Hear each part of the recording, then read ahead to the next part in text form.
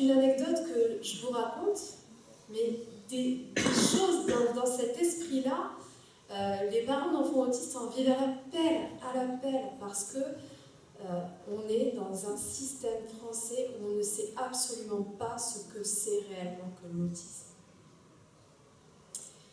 Et puis, bien évidemment, on ne jure que par les drives, étant donné qu'on n'a pas beaucoup de temps et qu'on veut absolument éviter les magasins parce que ça a aussi des conséquences sur le regard des gens autour. Ça, je vous en reparlerai très à la fin de la conférence.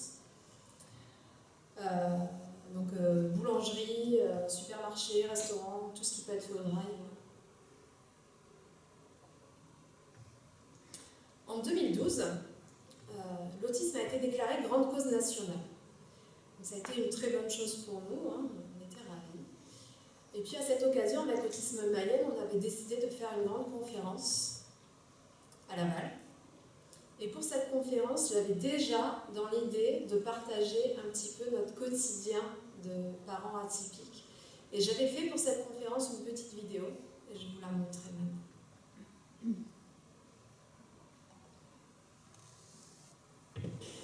Bref, une nouvelle journée pictographiée commence. Le café, sur la table, on dossier MDPH. Je réveille Dorian, on s'habille, on mange, on se brosse les dents, c'est parti. Dehors, il y a des cailloux. Passion dans les cailloux. J'ai regardé, il m'a pas regardé, j'ai regardé, il m'a pas regardé. Résultat, je l'ai porté. Cette fois, on part. Dorian va à l'école à Laval. À Laval, parce que dans ma commune, on n'aime pas tellement les handicapés. Embouteillage. Dorian se charge de l'ambiance sonore à l'arrière. À l'école, j'explique 1, 2, 3 trucs à la PS. Je file à la presse chercher le journal parce qu'on en a sonné dedans. Je rentre, café. J'ouvre mes mails, c'est cool. J'ai gagné une voiture pour la 3e fois cette semaine. Passons. Une copine en Wonder Woman me fait suivre un article sur un éventuel rapport entre la vaccination et l'autisme. Je me retrouve sur mes pages concernant les métaux, le gluten, la caséine, l'ocytocine, le professeur Montaigne. Bref, j'ai perdu ma matinée. C'est reparti. École, on mange, la sieste pour Dorian, le dossier MDPH pour maman. Ben non, en fait, café. Il va falloir occuper Dorian. Dessin, motricité, imitation, peinture. Débarque pour une séance de psychomotricité au CMP. On rentre. Dorian casse un verre. L'horrible monstre aspirateur arrive, mais Mickey sera là pour le sauver. Pendant que Mickey répète le même mot 10 fois, je relève mon courrier. Rappel de la formation ABA. Encore un dossier à remplir, à renvoyer, mais la MDPH reste prioritaire. Sauf que là, on part chez l'orthophoniste. Maison, café, dossier MDPH. Eh bien non, téléphone. Annulation du rendez-vous pédopsie la semaine prochaine. Qui dit pédopsie dit bilan. Qui dit bilan dit nouvelles activités. Qui dit nouvelles activités dit blog d'Alexandre. Le blog d'Alexandre, c'est celui d'une maman, de 2 enfants autistes, qui partagent tous ses supports éducatifs. Autrement dit, encore une Wonder Woman. Imprimante, plastifieuse, découpage, nouvelle cour. Je suis fière de moi, mais il est 16h49. Bref, le dossier MDPH sera traité dans 6 mois et un jour. Alors, en plus d'avoir des journées bien remplies, on est face à une administration qui est très lente. Donc là, en 2012, il fallait compter 6 mois pour un traitement de dossier MDPH. Aujourd'hui, on est rendu à 9 mois. Donc c'est aussi une des embûches à laquelle on doit faire face. Donc pendant tout le temps où mon fils était dans ce centre, j'ai commencé à me former. Donc je me suis formée à différentes méthodes. Vous allez voir tout à l'heure, j'ai fait énormément de formations. Et quand j'ai émis l'idée auprès du personnel qui s'occupait de mon fils que j'allais faire toutes ces formations-là, on m'a dit « Oh là là, non, surtout pas, vous êtes le parent, vous n'êtes pas professionnel, c'est pas à vous de faire ça. Vous, votre rôle, c'est de l'aimer, de l'accompagner, voilà. » C'est bien, peut-être que je ne suis pas professionnelle, mais alors dans ces conditions où ils sont, parce que dans tous les cas, c'était pas à l'endroit où j'étais avec les interlocuteurs que j'avais qu'il y avait vraiment les vrais professionnels. Pourquoi je vous dis ça ? Parce qu'à l'âge de 3 ans, j'ai voulu que Dorian fasse de l'orthophonie. Il était à l'époque encore non-verbal, et je savais que l'orthophonie était importante pour lui. Et quand j'ai expliqué au personnel de cet établissement que je voulais que Dorian fasse de l'orthophonie, on m'a dit non, surtout pas. Il est non-verbal, ça sert à quoi ? Donc je pense que les personnes que j'avais en face de moi ne connaissaient pas très bien le métier d'orthophoniste. Donc voilà. Et puis, il y a eu aussi à un moment donné, dans ce centre, mon envie d'arrêter la pataugeoire. Voilà. Alors, comment vous expliquer la pataugeoire? En fait, je crois que je ne peux pas parce que moi-même, je n'ai pas compris. Voilà. Pendant 1 an, mon fils a fait de la pataugeoire. Donc, au bout d'1 an, on s'est retrouvés en équipe éducative, on a fait le point pour savoir ce qu'on allait faire l'année prochaine.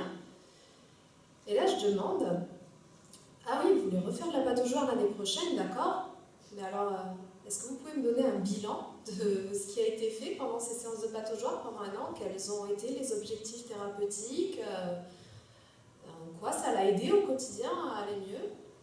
Et on m'a répondu, non, non, non, on ne fait pas de bilan, il n'y a pas d'objectif, hein, l'essentiel c'est son bien-être. Moi j'ai estimé qu'il avait beaucoup de bien-être tous les soirs dans la baignoire à la maison, et qu'on allait arrêter un petit peu les conneries. Donc on a arrêté la pataugeoire, hein, et puis on a estimé que ça ne faisait pas avancer réellement les choses. Donc on a préféré garder ce temps-là pour qu'il aille faire de l'orthophonie plutôt, ça nous semblait un petit peu plus intéressant et puis un petit peu plus urgent surtout. Et puis il y a aussi d'autres choses qui rentrent en ligne de compte.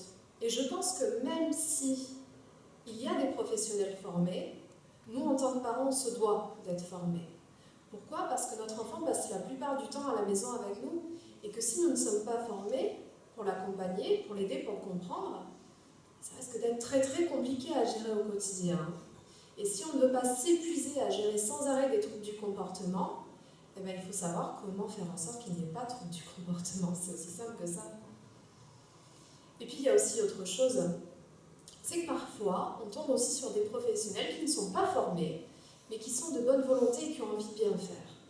Et quand on est confronté à ces professionnels-là, si nous-mêmes nous ne sommes pas formés, comment on les aide? Comment on leur donne des pistes pour accompagner notre enfant? Donc on n'a pas le choix, il faut se former. Après, plus ou moins avec modération, suivant le contexte. Puis il y a une citation que j'aime beaucoup, qui dit que la pire maltraitance que l'on peut faire à une personne autiste est de ne pas l'éduquer et de la laisser croupir dans son autisme. Et en fait, la formation, c'est important pour ça.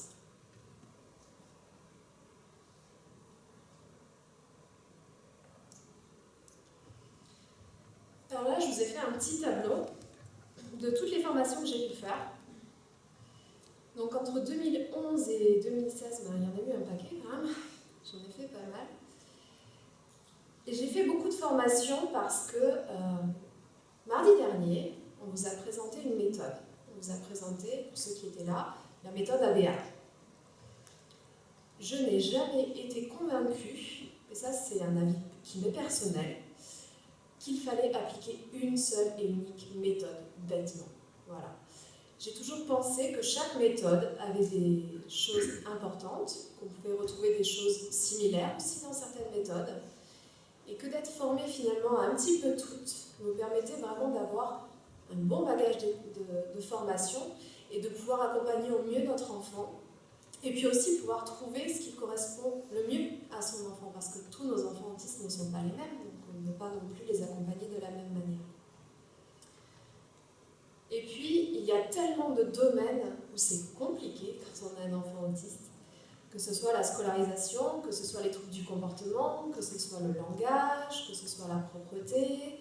Il y a tout un tas de domaines où on se doit d'être formé, même la sensorialité. La sensorialité aussi est quelque chose de différent chez nos enfants. Et puis toutes ces formations-là, bien évidemment, ont un coût, elles ne sont pas gratuites, elles sont payantes. Donc là aussi, une fois de plus, c'est à la charge des familles.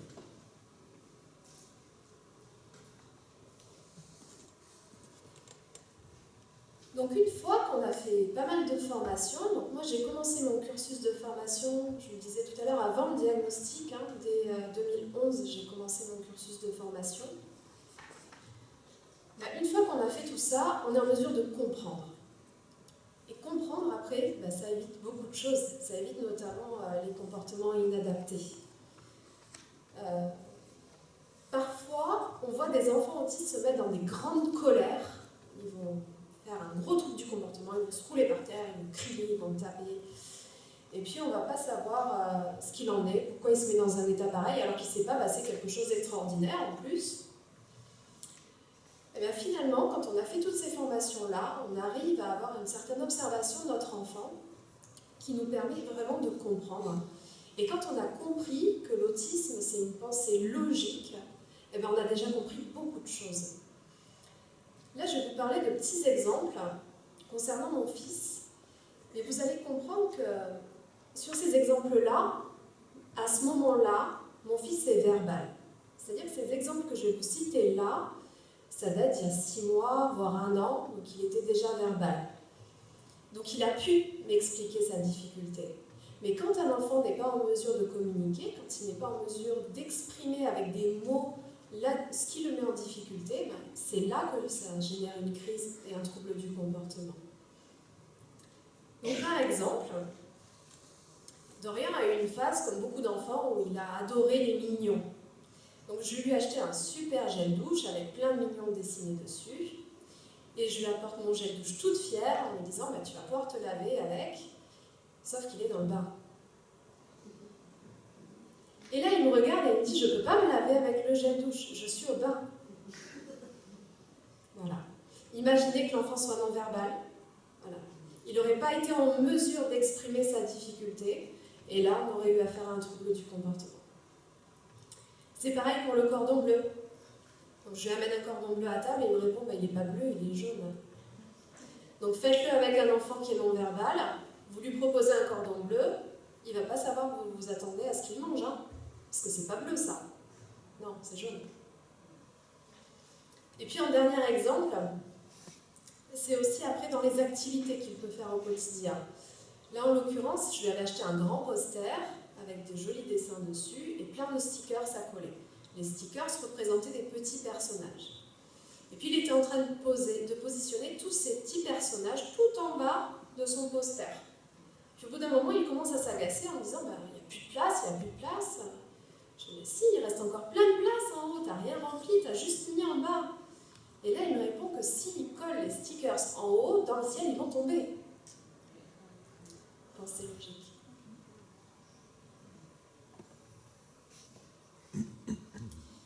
Et puis comprendre, pour nous, ça nous permet aussi de l'expliquer aux intervenants, d'expliquer le fonctionnement de notre enfant. Quand Dorian est entré à l'école, quand il a eu la chance d'entrer à l'école, je m'étais mis en tête un petit peu bêtement, j'avais tellement peur qu'on me le refuse de nouveau à l'école et qu'il soit éjecté du circuit scolaire, que je m'étais dit qu'il fallait absolument qu'il soit capable de faire ce qu'on demande à un élève de petite section, à savoir dessiner un bonhomme. Donc on a travaillé, on a fait des séances de travail à la maison. Et puis à peu près en milieu d'année scolaire, j'étais super contente parce qu'enfin il savait dessiner un bonhomme. Donc j'arrive le matin, je vois l'enseignante avec un sourire jusqu'aux oreilles en me disant ça y est, il sait enfin dessiner un bonhomme. Elle me dit super, on va regarder ça ce matin. Je vais récupérer Dorian à midi et elle me montre le dessin du milieu. Et elle me dit voilà ce qu'il a fait quand je lui ai demandé de dessiner un bonhomme. Je me suis dit c'est pas possible, je ne comprends pas. On a travaillé, il l'a fait plusieurs fois, il est capable de dessiner un bonhomme. Qu'est-ce qui n'a pas fonctionné? Pourquoi à l'école il n'a pas pu dessiner son bonhomme? Donc on est rentré à la maison et je lui ai demandé à nouveau de me dessiner un bonhomme. À l'époque il était non-verbal, il avait que 3 ans et demi. Et puis, on s'installe, il prend sa feuille, son crayon, et je lui dis, tu commences, tu fais la tête, tu dessines le ventre, tu mets les bras, tu mets les yeux, tu fais les cheveux, etc. Et il m'a fait son bonhomme parfaitement bien. Sauf qu'à l'école, eh bien, on ne lui avait pas expliqué comment on dessinait un bonhomme. C'est-à-dire que pour lui, pour pouvoir dessiner un bonhomme, le bonhomme étant trop abstrait, il avait besoin qu'on lui détaille. Qu'est-ce qu'était un bonhomme? Un bonhomme, finalement, ce n'est qu'un assemblement de membres. Voilà. C'est la pensée en détail autistique. Et si j'étais pas en mesure, moi, en tant que maman, de dire à l'école, si vous lui dites, si vous lui séquencez comment dessiner le bonhomme, il va le faire, parce que le lendemain, il l'a fait à l'école, une fois que j'avais expliqué à la maîtresse, et bien dans ces conditions, votre enfant va être évalué et sous-évalué, parce que l'enseignant considérera qu'il n'a pas réussi l'exercice demandé, alors qu'il en est capable. C'est juste qu'on ne lui a pas demandé de la bonne manière.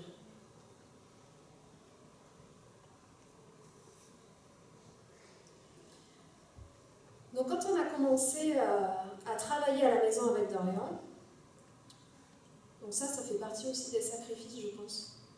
Parce qu'en fait, anciennement, c'était ma salle de sport. Et puis c'est devenu la salle de motricité de Dorian. C'est redevenu aujourd'hui ma salle de sport, mais pendant longtemps, ça a été la salle de motricité. Dans cette salle, on a fait le choix, et je pense que vous le voyez sur la photo en haut, d'accrocher sur les murs tous les jeux qu'il pouvait avoir à disposition. Pour la simple et bonne raison, c'est qu'à l'époque, il n'était pas verbal et qu'on voulait absolument communiquer avec lui, donc il nous fasse des demandes. Et une des premières demandes pour pouvoir communiquer, c'est de pouvoir pointer du doigt. Dorian ne pointait pas du doigt, ni à 2 ans, c'est mieux qu'à 3 ans le pointage.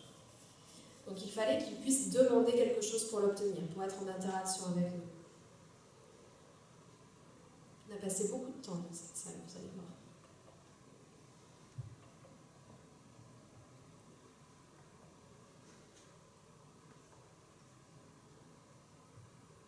Donc là, vous allez voir une séance de travail. Et je vais vous expliquer après ce que c'est.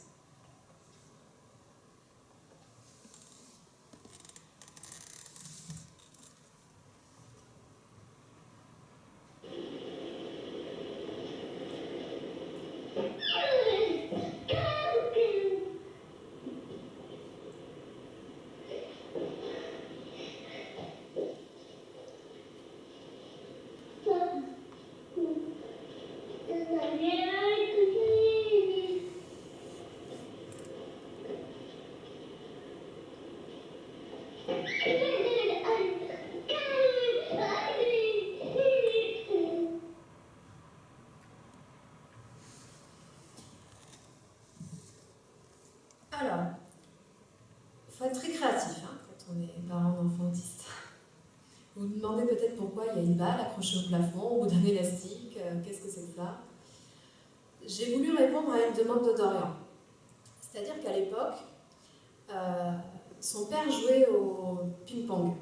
Et il était extrêmement frustré de voir son père jouer au ping-pong et de ne pas avoir de coordination pour pouvoir prendre la balle et taper sur la balle avec sa raquette. Et puis j'avais aussi une autre idée derrière la tête. C'est qu'en plus de pouvoir lui permettre de taper dans une balle sans avoir à la tenir, je voulais aussi développer chez lui son attention, parce qu'à l'époque, il ne regardait pas les objets. Donc là, ça lui permettait d'avoir l'objet pas trop loin, qu'il puisse l'attraper assez facilement, et que ça puisse couper cette frustration qui était de ne pas réussir à faire le mouvement pour pouvoir taper dans la balle, mais de pouvoir permettre de s'entraîner quand même à le faire.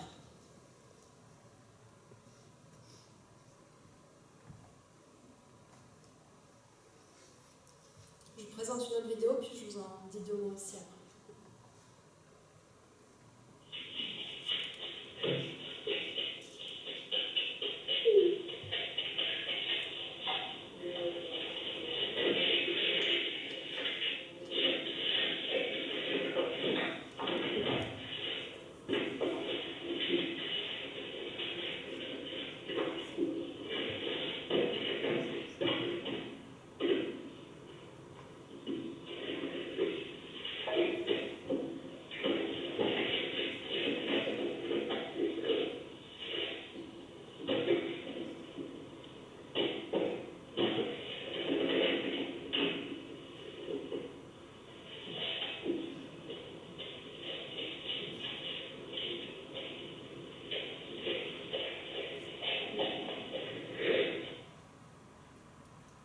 Bon, il patauge dans la semoule.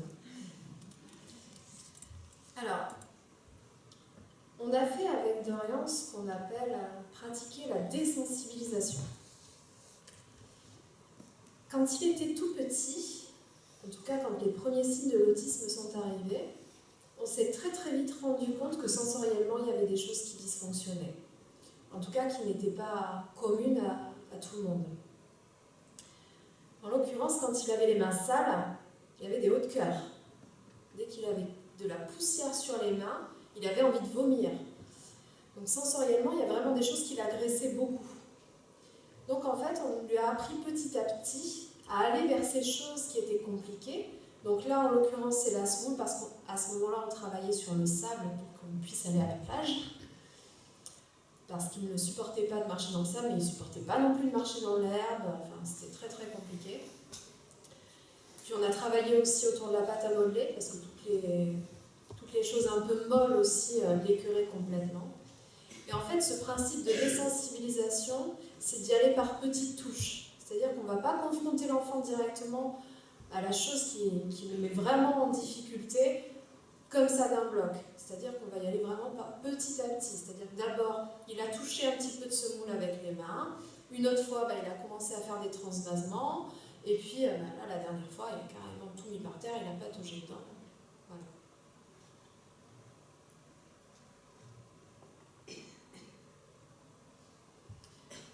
Donc j'ai fait aussi une formation sur les troubles sensoriels, pour le coup. Et cette formation m'a permis d'établir un profil sensoriel de mon fils. Donc j'ai vraiment pu établir une cartographie de là où c'était trop, là où c'était pas assez, ce qu'on appelle les hyper- et les hyposensibilités. Et grâce à ça aussi, j'ai pu communiquer aux intervenants, donc à l'enseignante, mais aussi à l'orthophoniste et puis à d'autres personnes, le fait qu'il ne supportait pas qu'on lui touche la tête, parce que ça lui faisait mal, et pas parce qu'il n'aimait pas être touché par les gens. Le fait qu'il ait des sélectivités alimentaires, parce que ça c'est pareil, ce ne sont pas des caprices de ne pas vouloir manger telle ou telle chose, c'est qu'à un moment donné, d'un point de vue goût, c'est vraiment trop prononcé. Imaginez-vous, vous mangez, je ne sais pas, un steak au poivre, voilà. Imaginez qu'on a renversé un paquet de piments dessus. En fait, c'est ça. C'est le fait que tout va être plus. Et ce profil sensoriel, si on veut rentrer un petit peu dans les détails, normalement, il faudrait le réévaluer tous les 5 ans parce que ça évolue bien évidemment. Tout à l'heure, je vous parlais du fait qu'on peut désensibiliser, donc il faut réévaluer après.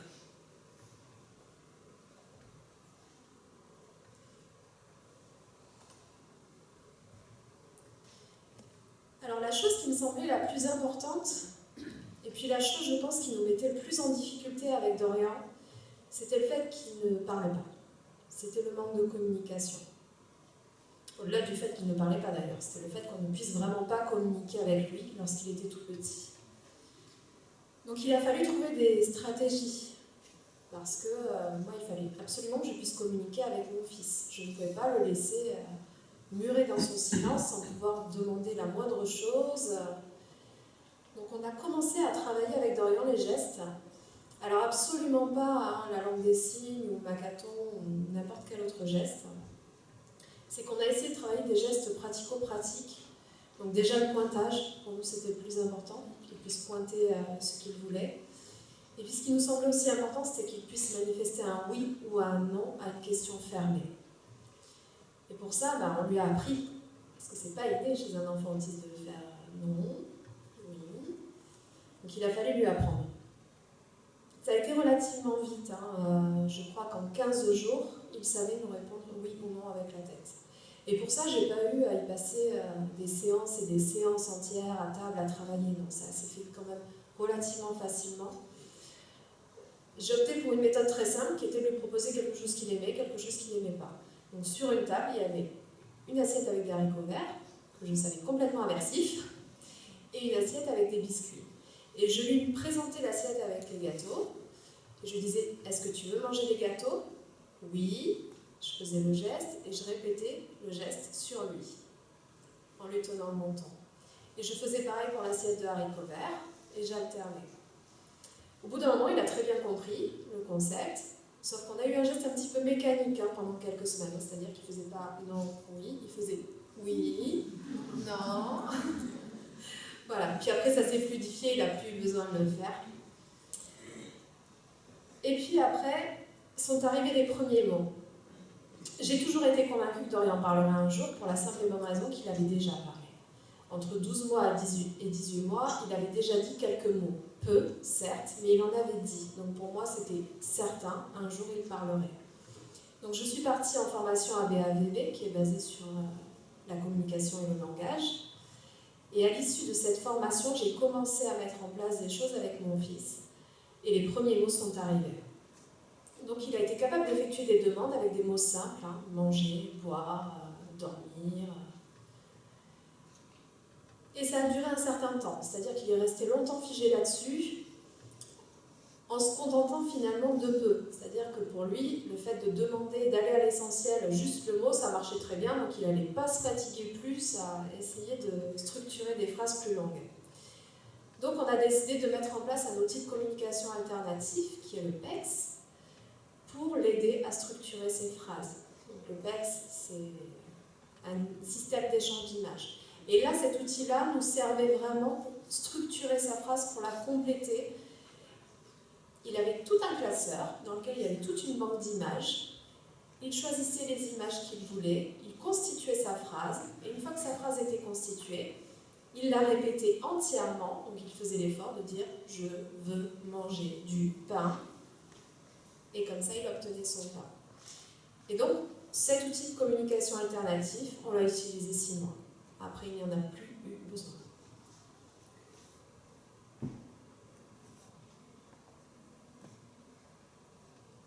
Donc on a beaucoup travaillé, et on travaille encore toujours beaucoup.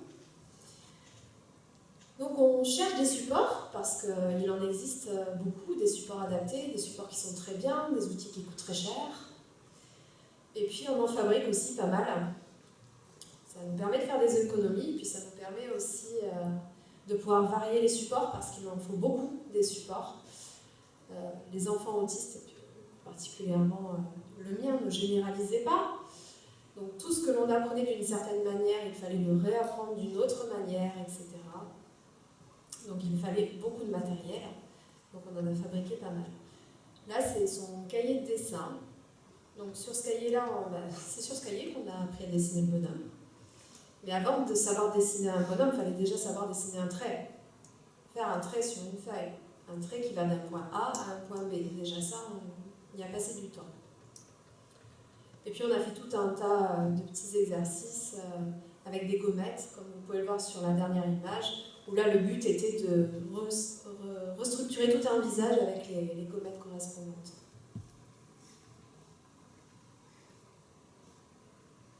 Donc ça a été pareil pour l'observation, on a utilisé des supports également.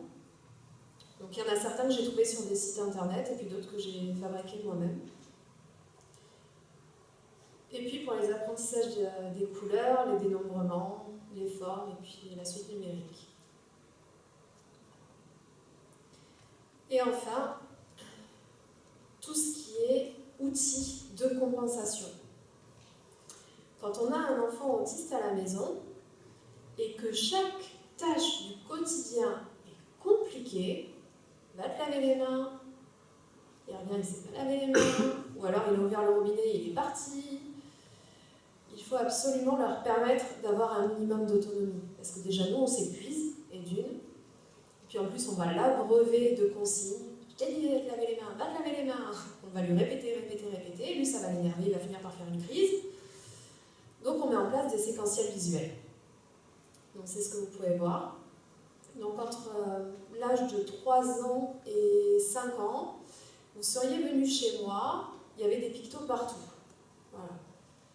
Donc pour se laver les mains, pour se brosser les dents, pour mettre la table, pour savoir comment se dérouler une journée type. Et puis on met en place aussi des outils de motivation. Alors en ABA, on appelle ça des renforçateurs. Donc effectivement, nos enfants ont du mal à se mettre à une tâche, ont du mal à y rester, on a du mal à les faire travailler longtemps. Et c'est pas le but d'ailleurs, hein. Les séances que j'ai pu faire avec Dorian n'ont jamais été très très longues, hein. C'était des séances de 5 minutes, grand maximum 10 minutes, et entrecoupées dans la journée, hein. C'est-à-dire qu'on ne faisait pas 10 minutes, plus 10, plus 10, plus 10, plus 10, on laissait du temps pour jouer, pour faire autre chose entre-temps. Et puis on essayait aussi de faire en sorte que ces 10 minutes ne lui paraissent pas comme étant du travail. C'est-à-dire qu'on a fait très très peu de travail à table avec Dorian.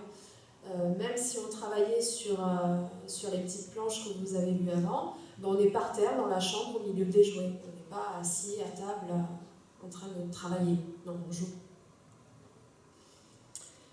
Donc pour maintenir la motivation, on utilise un contrat. Donc ce contrat, vous l'avez là à la fin du diapo. C'est très simple. Il a une